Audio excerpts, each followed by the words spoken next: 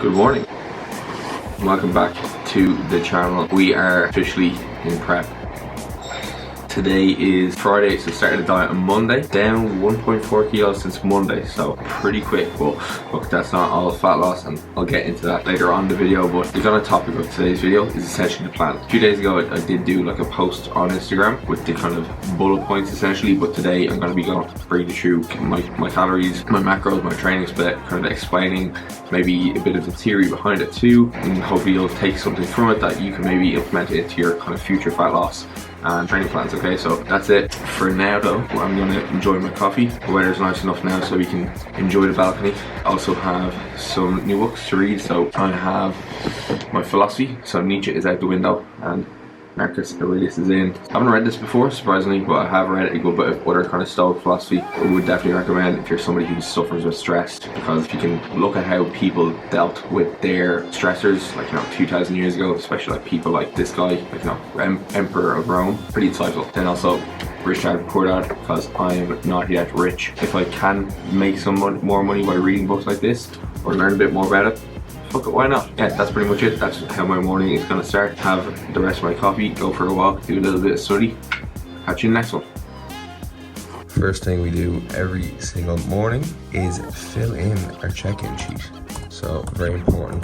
I actually have two check-in sheets. So I use this one that's provided by 3DMJ, but I also will use my own one. Reason for this being is my own one collects a little bit more data, and I do quite like using it as an extra bit of accountability tool. So this is my own one, and you can see here, like, I've got 51 weeks tracked here, but I also have lows hidden. So I think I've got from February last year tracked, but it's pretty handy for me to kind of track all this stuff, to be honest. Like, even it just kind of lets me kind of assess, how's my energy yesterday, how's my mood. Like, this is the same one I actually use with my clients as well. Like, how's my sleep, what's my kind of sleep routine. So if anything was off in my sleep, what did I do the day before, what was different, so you can see here, sleep wasn't great that night, did the IG live the night before. I can track my habits at the end of the week, like all my clients do as well. I'll do a client summary, so which is me, and I kind of fill all this in for myself. Obviously no coach is looking over this. When Brian was coaching me though, he was using this as well. He didn't use the triage sheets, he just used this one because I had so much data tracked. And then as well, at the very start, I do have a timeline. So this is a very handy sheet that I kind of built out for myself. I also use it with clients as well. So just kind of track everything from, the date, average body weight over the course of like every single week, the body weight change per week, the projected loss, energy balance, so what food I was taking in, what steps I was doing, and then have kind of built out in kind of phases, any kind of notes, like did a weight cut there, so looking at dropping my fiber, weeks out from competitions, weeks out from the likes of like the bodybuilding shows, as well as any kind of plans that I have kind of built in there as well. So yeah, very, very handy to have all this stuff tracked. And I mean, like, as the old saying goes, what gets measured gets managed. So that's why I do all this stuff, and yeah, just helps me stay accountable. If you are not tracking, you don't necessarily need to track in this detail, but it can certainly help. Here she is. I'd say this hill is gonna be an absolute dickhead during prep, but what about them scenes? Not that one.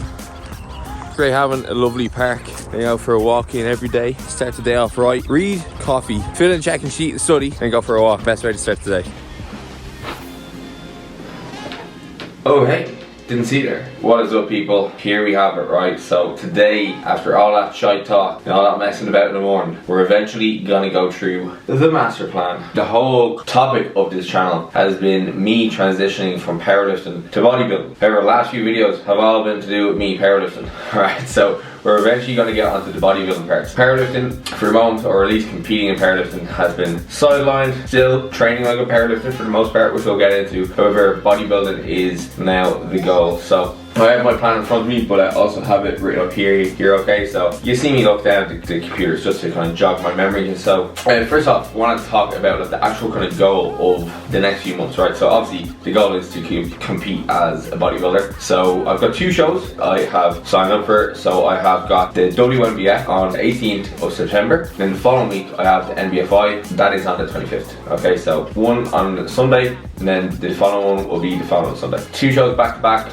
going to be interesting. If I'm getting peeled, I may as well do more than one. And these are the only 2 that I have booked right now. So I haven't necessarily decided whether I'm going to do any in the UK. So my girlfriend, Emma, she's also going to be competing at the same shows. And she is going to be doing some shows in the UK. Now I said to myself, this is her year. So she was the one who was originally going to be competing this year. And I said, you know what, if you're doing it, I may as well just suffer with you. Because I've always wanted to do a bodybuilding show, but I just never really knew when. And it makes sense that if we're both doing it together, we can both kind of suffer together, you know, experience the whole thing, as opposed to her doing the shows and me gaining up towards the 105s. It would just be very kind of difficult with our relationship there. So that's kind of main goal, okay? And then with the actual 2 shows that I'm doing here at the moment, you can go to Worlds with both of them. So I believe the WNBF one, Worlds, is in Los Angeles. The NBFI one, that Worlds, is going to be in Las Vegas. So I mean, I'm not going in with the expectation that I want to make it to those shows. It's my very first competition. I'm not really expecting anything.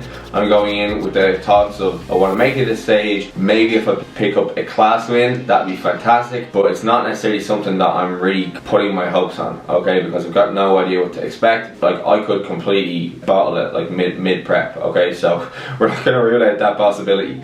Okay, so that's kind of main goal, that's the kind of show dates. So some kind of key things that we are going to be looking for with bodybuilding is symmetry. So symmetry essentially is the balance of your overall physique. It's not necessarily right to left, it's just like, you know, you don't want to have somebody who has no legs and they're all top heavy, or all legs and they have no upper body, okay? So that's kind of what they're looking for, like in the criteria. That's obviously something that I will need to continue to improve on over the course of the next few months. I'm not expecting to gain a huge amount of muscle during this prep, because I am advanced, for lack of a better term, realistically at this stage. So I don't think I'm going to be really gaining any muscle. If anything, maybe if there's any kind of areas that I have not been putting as much kind of focus on over the last few years due to powerlifting, so the likes of like delts is probably something that I can improve on. That's something that my coach said to me that I do need to work on, and we've got a bit more volume attributed to that. So that is going to be something that I will hope to improve on, so that I can have a better stage presence with better depths, okay? Another thing that they're going to look for is just overall muscularity, okay? So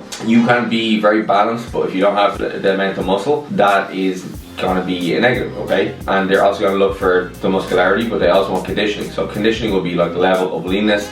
You know, if you are looking at somebody up on stage, like, can you see this guy's veins on his stomach or the lines in his glutes? Because that's the level of leanness that most natural bodybuilding is veering towards now, and that's the kind of standard of condition in today's world. And so to have a balance of that muscularity, that level of leanness, the definition, the symmetry, that's kind of what they're all looking for, and that's going to be done through all the mandatory poses, which I'll have to do. So I'm not going to do any posing in this video, thankfully, says you, or maybe if there's some other people there who might want to see it, you know, stick around a few more videos. So yeah, that's the criteria for bodybuilding. So next up, I should probably tell you who my coach is. So I'm repping the brand here, Team 3DMJ, Team 3D Muscle Journey. Brad Loomis from 3DMJ is my coach. I have been following 3DMJ since maybe 2013, 2014, right when I discovered what natural bodybuilding was. Started watching Matt Ovis's videos back in the day, and he really kind of showed me that, you know, natural bodybuilding, it does exist. Before that, I only thought IFBB or like Mr. Olympia was the type of route that you could go down, you know, taking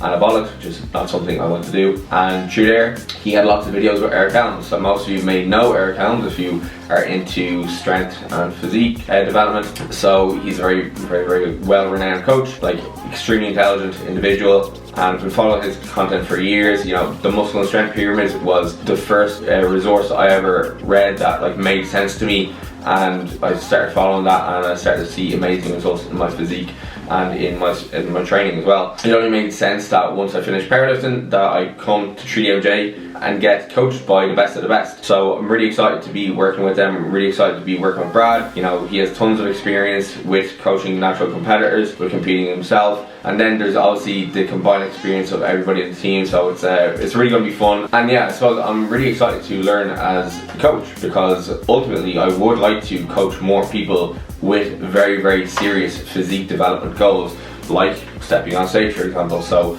it's really important for me to learn from the best of the best who've been doing it for a long time, also to walk the walk myself and get up there and experience myself, because I do really think it is very important for coaches. You don't necessarily need to be like in amazing shape yourself, but you do at least need to have experienced the kind of protocols that you're putting clients through, because it really helps you develop empathy and compassion for when either a person is struggling, or even allowing yourself to be able to give better advice. There's a difference between reading something in a book and experiencing it. Okay, so that's really important to get. Brad, we had our consultation 2 weeks ago, so we had it the day after my powerlifting competition.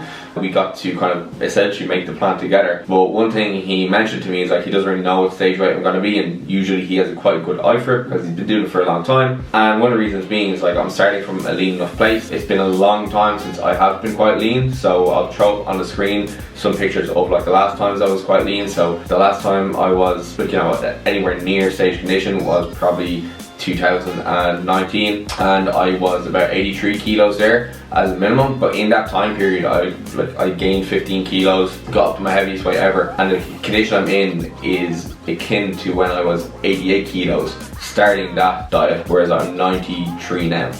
I started at 94. Kind of hard to really tell what I might be. Personally, I think I'm going to be about 78 to 80 kilos, so that's a good bit to lose. I'm starting from 94 was the start place. At the moment, a few days in, I am 92.8 this morning. On average, my kind of weight loss has been about 0.7 this week, but that rate of loss I'm probably not going to be expecting over the course of the next 25 weeks. We have 26 weeks until the first competitions.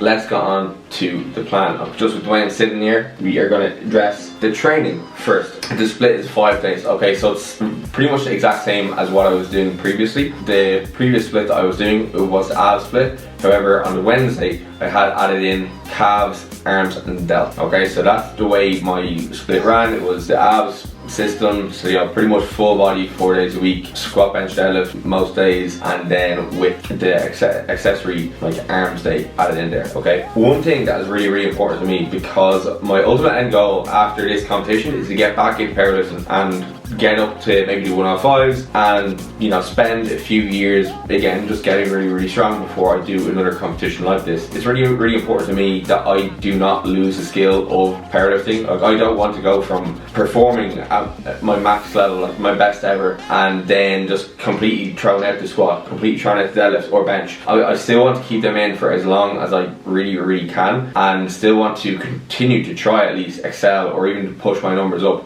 even though I'm dieting. Okay, there will come a time when I do need to start to strip them out, or may become too depressed because of how deteriorating my strength is getting, that I may just want to strip them out. However, for the time being, I want to continue training like that. I still want to train down at abs, I still want to train with my friends. One thing I was very specific about to Brad was on a Thursday and Sunday, but that's the deadlift day in abs and that's the squat day in abs, and they're the 2 sessions that I would I'm most likely to train with my friends in there. And getting in somewhere like abs was like, it was game changing for my training overall, because I got to eventually train with people who are stronger than me, people who will push me more, as well as like getting lifting friends. Like, a lot of my friends are not necessarily big into the gym, and for me, I was training on my own for so long, it was quite isolating, and like I didn't really have an issue with motivation, but my motivation or discipline has never been better since I've joined abs, because I'm training with people now who all have similar interests. We're all progressing towards the same goal, and you know, it's just really good to have lifting friends. Ooh, lifting friends. So yeah, it's a 5-day training split. Day 1 is going to be SBD and accessories.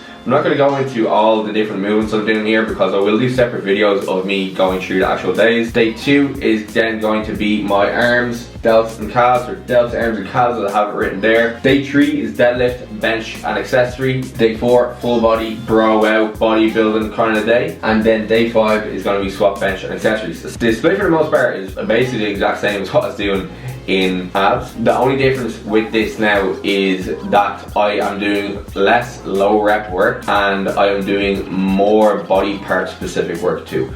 Okay, so that's one of the key differences between bodybuilding training and powerlifting training. Powerlifting, you have your 3 lifts, and everything in powerlifting is revolved around your 3 lifts, your squat, bench, deadlift. All your volume is dedicated towards either comp lifts, variants to improve those comp lifts, or special preparatory exercises to develop muscle groups or weak links that may contribute to that area too. Whereas with bodybuilding, your volume is split over body parts. It's not necessarily movement dependent. It really depends on your depth, your arms. It has to be broken down into sets per body part. It doesn't matter what movement you train, you just need to direct the actual stimulus to the target muscle. So with that, You'll see I've got my total sets written down here. You can see it's pretty high for the most part because I've been training for so long and I've been training with high volume for so long, especially in the ab system. My volume tolerance is quite high. My recovery capacity is quite high. On day 3 there, I'm doing deadlifts. On day 4, I'm doing RDLs. You know, my lower back recovery is like pretty much phenomenal. It's like because I've been so well adapted to powerlifting training,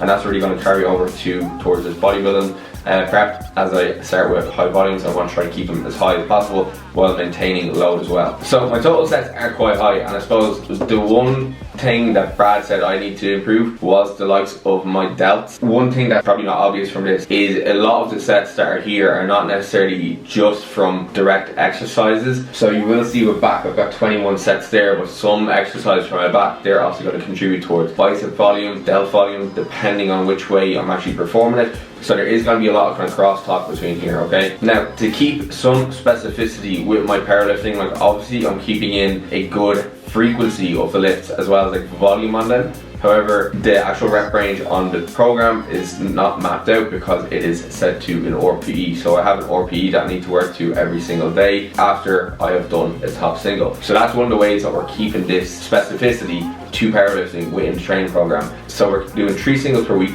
to an 8 RPE. So 8 RPE is about 93%, and it's going to be a weight that I can pretty much do most days. However, that is going to be based off my actual capabilities on that day. Now, after doing the single 8, we're going to take percentage off the back of that and then drop the load and then perform a set to a specific RPE, and then that will be the weight I use. The reps I hit will be whatever falls into RPE, and then back offs essentially are kind of up to me for the most part based on how I'm recovering. That was one of the great things with doing this consultation with Brad. Like, even though we never met each other, like, he knew that I was quite meticulous and I understand well how my training program works, and everything in my training program is there for a specific reason. So basically, Brad said to me, I'll give you the volume that you need to do, I'll give you the amount of sets that you need to do, I'll give you the rep ranges, and you pick all the exercises and you have it arranged whatever way you want. Once you're completing your sets, your reps, I'm good. And that was really kind of nice for me because I didn't want to go too far away from what I've been doing for the last while. That was important to me, but his expertise are coming in there to say, okay, these are your weak areas, we have more volume here, and you do that and you report back next week. Okay, so that was amazing for me. And then finally on the training front, so it's not really training per se, but it's more so expenditure. With bodybuilding, like, I do need to drop body fat. Okay, I need to lose fat because I'm definitely not in stage condition now. So one of the key components of losing body fat is maintaining a high energy expenditure while you are in a calorie deficit, because if we see that our energy expenditure starts to drop while our food drops, we're obviously going to negate the size of that deficit. So one way we are going to keep that gap between the expenditure and the intake is that we are going to be utilizing steps to regulate essentially non-exercise activity. So while I'm going to be training 5 days per week, those 5 days of training per week are not necessarily going to be the things that I'm really too concerned about. It's all about the extra time that I'm not spending in the gym, and am I going to be spending any of that moving. We decided that we'd start off my steps at 60k per week. Okay, so that means some days I could have higher days, some days I can have lower days. It's quite flexible, and it's quite a low starting place if I'm being honest. I'm gonna tell you straight up here, I've been doing pretty much 12,000 a day. So that means after 5 days I will hit my step target, and I'll have slightly more to the end of the first week. And the reason for this, right, is because prior to starting, my average step count was around 10,000 a week anyway. So I didn't really necessarily want to lower it, but then again, that is something I will talk to Brad about in our first check-in, which is on Monday. With that as well, I'm doing no cardio to start. So to date, any fat loss goal I've ever had, I've never had to do cardio, ever. It's always been steps. I've always done steps. Now, I'm open to doing cardio, and I'm sure will be needed towards the depth of prep, but for the moment, I kind of go contrary to what I just said, to try to get away with the most fat loss with the least amount of effort. So now we are on to food. So this is, I suppose, the thing that is going to change the most over the course of the next 25-26 weeks, okay, which, well, hopefully won't change too much, to be honest.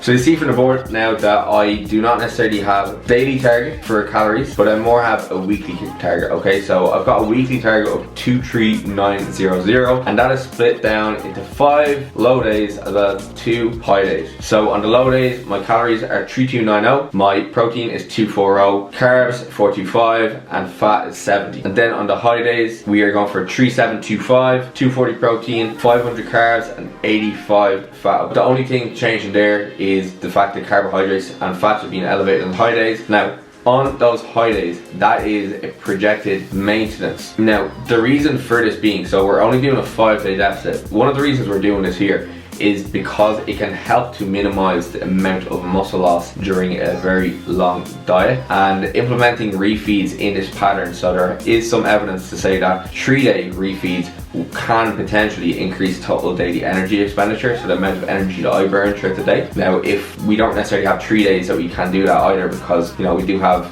pretty urgent goals I need to make my way towards. However, 2 days may be more appropriate.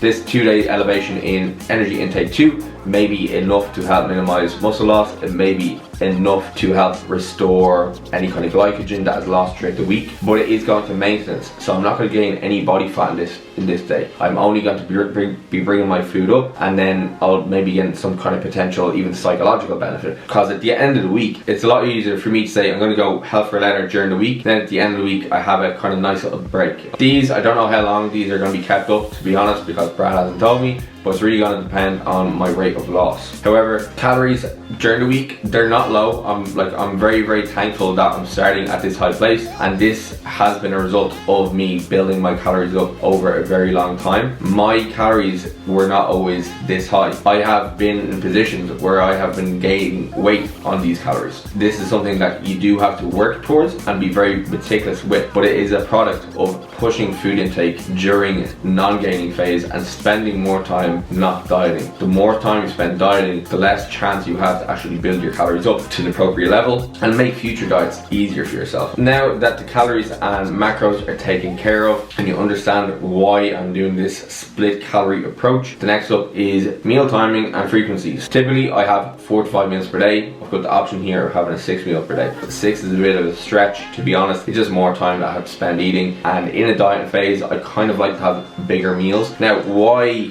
4 to 6 meals? So 4 to 6 meals is going to allow you to spread your protein over the course of the day to maximally stimulate muscle protein synthesis. When we're in a diet phase, we want to try to minimize muscle protein breakdown as much as possible, because the last thing we want to be using for energy in the time of a deficit is our muscle mass, because that's what we're trying to retain, especially in a bodybuilding prep. Now, if we are satisfying 4 to 6 meals per day, muscle protein synthesis happens on pretty much a 4 to 5 hour regular basis. We'll hit a spike.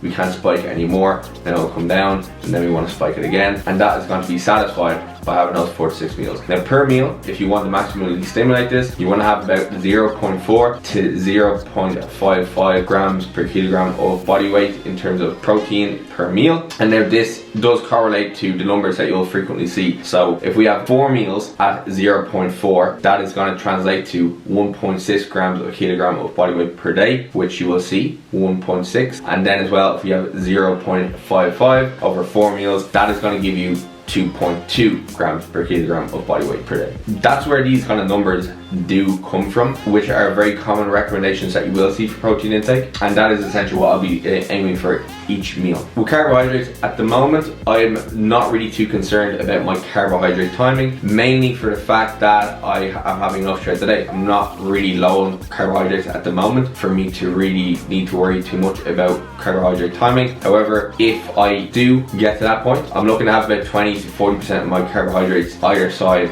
of my pre and post workout meal. This is to ensure that I have enough fuel on board to have a good training session, and then enough fuel post to recover and replenish glycogen before the next training session. However, the replenishment process is not necessarily as important in terms of it being very, very urgent, purely for the fact that by the time I train the following day, I will have had sufficient time and meals to replenish that glycogen, or with what I can with what I have. So now that timing and frequency is covered, the only thing really left to cover is the supplements. My mantra with supplements is to take as little as I need to progress, because at the end of the day, a lot of supplements, especially when it comes to like strength and physique sports, there just isn't a huge amount to have like a ton of research behind them and have huge degrees of efficacy, okay? So the ones I'm taking at the moment is creatine monohydrate, so 5 grams per day. You know, as I mentioned in previous videos, it is the most researched sports supplement in the world, and it is going to help me retain muscle mass through allowing me to produce more training volumes in the gym, use higher loads, reach higher intensities, and hopefully retain more muscle mass.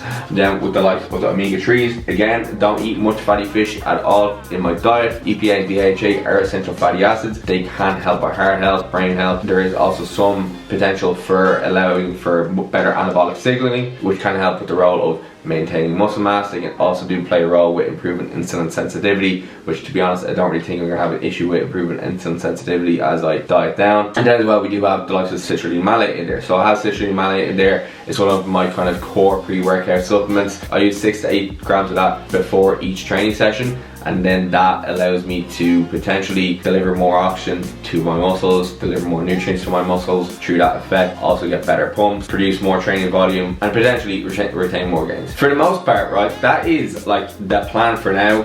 You will see over the course of the next while, this is going to be evolving. This is not the be all and end all. Now, as much as I would love my calories to stay at that for the 26 weeks, they're going to go down at some point. Like, it's kind of inevitable, but the process over the next 25, 26 weeks is going to be for me to try to maintain as much muscle mass as I can. Alright, so that is pretty much it. Thank you very much for sitting through all of this. If you made it through to the end, you're a real one. Alright? Peace. But yeah, that's pretty much it. If you did enjoy the video, took anything from it, let me know in the comments. And make sure to share it around, make sure to subscribe, like, do all that kind of good stuff. Alright, so thank you very much. Have a great week. I'll talk to you soon.